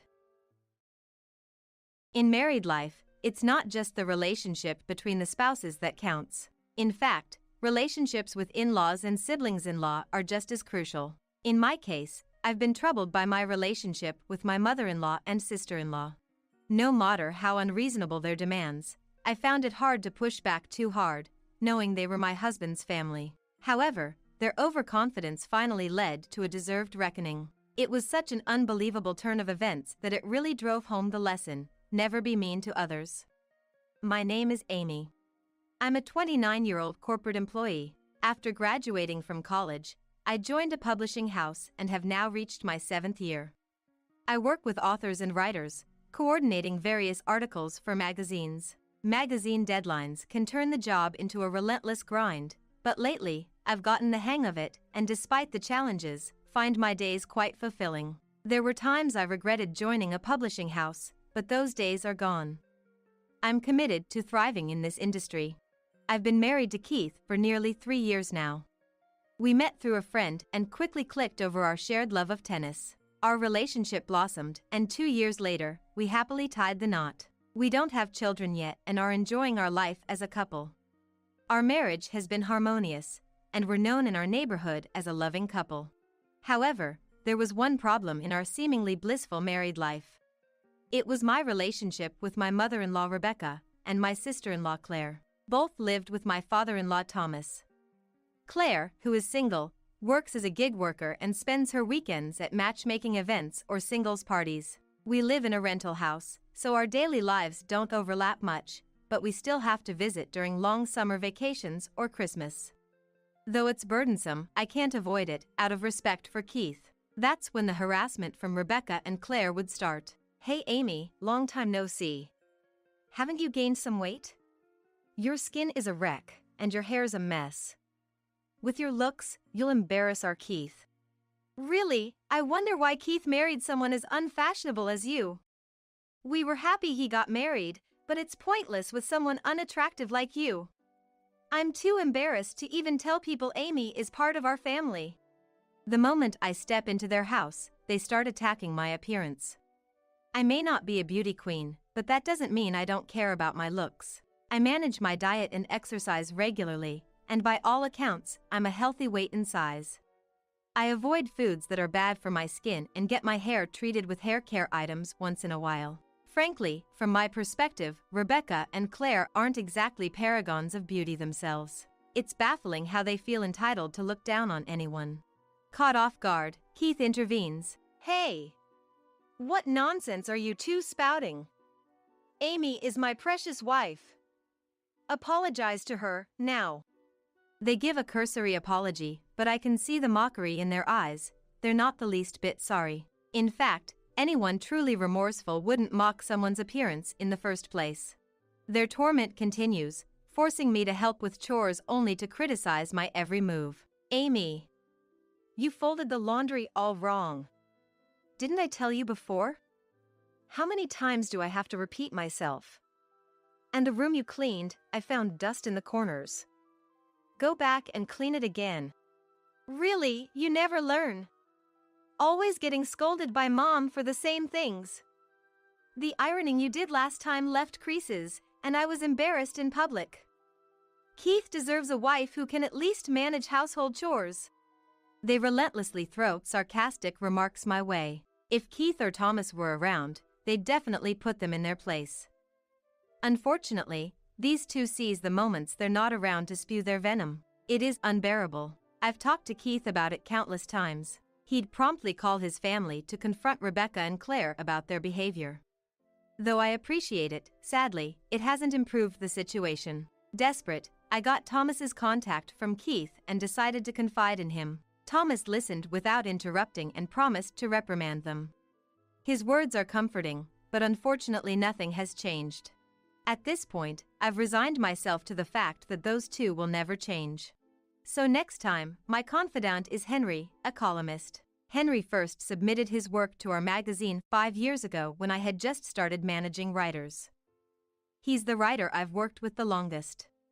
His columns always brim with originality, and I strongly recommended him to my superiors, securing our collaboration. Of course, the relationship between an editor and a writer is fundamentally professional. With most writers, no matter how long we've worked together, we rarely discuss anything beyond work. However, Henry is an exception. During meetings, we often share personal worries. I listen to his romantic troubles, and I vent about Keith. These exchanges are a welcome respite for me. While I've never had romantic feelings for him, our relationship was certainly more than just professional. I place absolute trust in him, and he trusts me as his editor as well. It's because we've built a relationship of mutual trust that we are able to work together and publish great columns in the magazine. Among the many writers I worked with, I regard Henry's talent as unparalleled. I greatly value his ability as a columnist. Naturally, I confide in him about my troubles with my in-laws. Each time I face harassment at my in-laws, I turn to him for counsel. Though he couldn't offer direct solutions or advice, just having someone listen makes me feel significantly lighter. Then one day, I received astonishing news. Claire was getting married. I knew she was actively seeking a partner at matchmaking events and singles parties, but given her personality, I thought marriage would be challenging for her. Yet, Keith told me she was suddenly getting married, leaving me stunned. At the same time, I couldn't help feeling sorry for the man marrying such a disagreeable woman. She must have put on a facade, presenting herself as a good woman in front of him. While I was processing that, Keith added, "This Saturday, there's a family meeting at the hotel in downtown. As her sister-in-law, could you come too, Amy?" Hearing it, I hesitated. Not because I had other plans, my schedule was clear. Considering all that Claire had done, I just couldn't bring myself to go. Sensing my reluctance, he pleaded, "I get how you feel, Amy, but it's a once-in-a-lifetime moment for Claire. I really want to celebrate her wedding. Please, can you help out? I'm begging you." He was about to cry. I was taken aback but could feel his sincere concern for his sister. I learned that a fair number of relatives from the other side would attend, and my absence would be noticeable. Understanding the adult circumstances, I agreed to attend the family meeting. We decided to let Thomas know I'd be joining. He was thrilled about my participation. If I was going to be there, I decided to make the best of it. I bought a formal dress and resolved to wholeheartedly celebrate Claire's day. 2 days later, I got an unexpected call from Henry. Calls from Henry were rare unless he needed an extension for his column. But that time, it clearly wasn't about work. The deadline for his current column was far off, and it was a topic he was familiar with. Curious, I answered the call hesitantly. To my surprise, Henry sounded cheerful and said, "I have some important news for you today, Amy." Startled, I asked, "What's the important news?" He joyfully announced, "I'm getting married. The date isn't set yet, but I'll let you know. Please come to the wedding." I was almost moved to tears. For 5 years, we had shared the ups and downs of work and personal life. His marriage felt like my own joy. "Finally, you're getting married. Congratulations. I'll definitely be there. I'm curious about your fiancé, but let's talk about it when we meet." I replied, ending the call on a happy note. The back-to-back marriage announcements filled me with joy. With that happiness, I approached the day of Claire's wedding family meeting.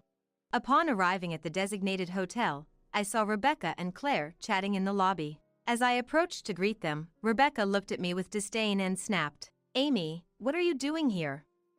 Outsiders aren't allowed at this venue." Confused, I froze. Claire then added, "Today is an important family meeting for my wedding. Having someone like you here would embarrass me, the bride. And that unfashionable dress is just shameful. Amy, you're just an outsider who married Keith. We'll handle this as a family, so why don't you just stay home and do some housework?" At those words, my mind went blank. I had come to the hotel, dressed up and ready to celebrate her, not expecting such treatment. As I stood there undershocked, she took a water bottle from her bag, unscrewed the lid, and swung it at my face. "Just leave as soon as possible," she snapped. With her words, I realized she had splashed cold water all over my face. The makeup I had carefully applied was ruined, but that didn't bother me much. Makeup could be reapplied, but the relationship with her was irreparable. Indeed, I'm not related by blood to Claire. Being called an outsider by her is unavoidable. Nevertheless, to have my goodwill trampled, to be drenched and dismissed, that was beyond decency. I decided such a person wasn't worth any more of my time. Overwhelmed, I left the hotel. Being told to leave by one of the main family members, I felt I had no place there. Exiting the hotel, I darted into a nearby cafe, rushing to the restroom before ordering. I wiped my face with a handkerchief and hastily redid my makeup. Then, settling in the cafe, I ordered my favorite coffee and cake, seeking solace for my troubled heart. I wasn't in any state to head straight home. Before I knew it, 2 hours had passed. Staring at the empty coffee cup and the plate that held the cake, I was still grappling with what had happened. Then unexpectedly, Henry called. Wondering what it could be about, I answered. He sounded anxious. "Amy, were you by any chance at the hotel in downtown just now?" Confused about how he knew, I hesitantly confirmed. "Yes, right, I was there." There was a pause on the line, both of us lost for words. Finally, he spoke. "I'm sorry, Amy, but could you come back to that hotel immediately?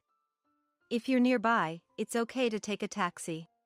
Though I was just at a cafe near the hotel and didn't need a taxi, his words hinted at something urgent. Rushing back to the hotel, I found Henry dressed formally waiting for me in the lobby. Led by him, I found myself in the very room where Claire's wedding family meeting was taking place.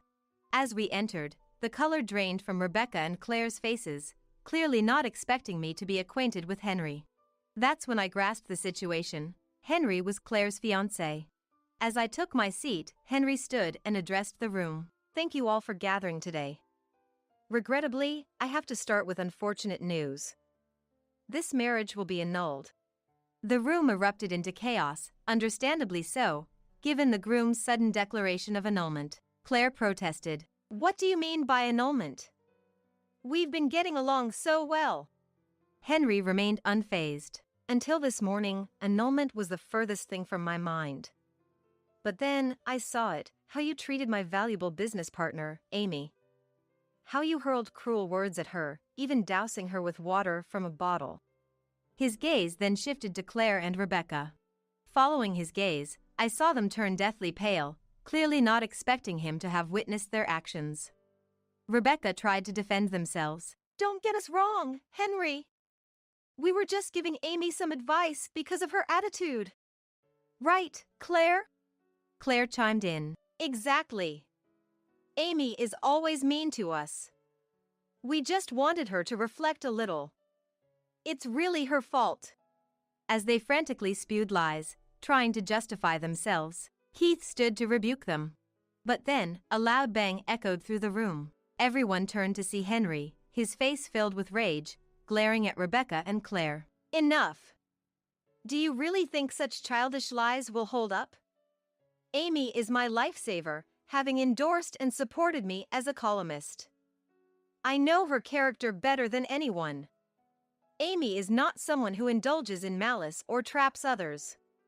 She's nothing like you despicable people.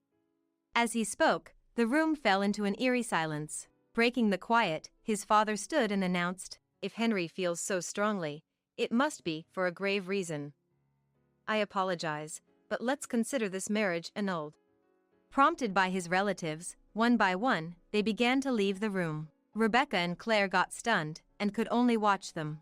They surely hadn't anticipated such consequences for their harassment when they first met me in the lobby. Following Henry's relatives, I also stood up to finally head home. Our eyes met briefly as I left, but Henry had spoken all that needed to be said. I had nothing more to add. Later, I learned that both were severely reprimanded by Thomas at home, becoming uncharacteristically subdued. Rebecca was sternly warned by Thomas that any further harassment towards me would lead to divorce. Apparently, the threat of divorce made her comprehend the seriousness of her actions. Moreover, Keith made the tough decision to cut ties with his own sister, Claire. Though she was his beloved sister, he couldn't condone anyone who harassed me, and he made that clear. That might have finally made her realize the gravity of her actions. After that, although I had visited the in-laws' house for various reasons, the situation turned different. I faced no further harassment from the two. That incident must have profoundly affected them, as annulment of a marriage over such matters is exceedingly rare. I do feel a bit sorry for them, but they brought it upon themselves. As for me, I continue to work with Henry. I'm grateful for the chance my role has given me to meet such an outstanding columnist. That case has only deepened my trust in him. Together, we'll keep striving to produce the best possible magazine.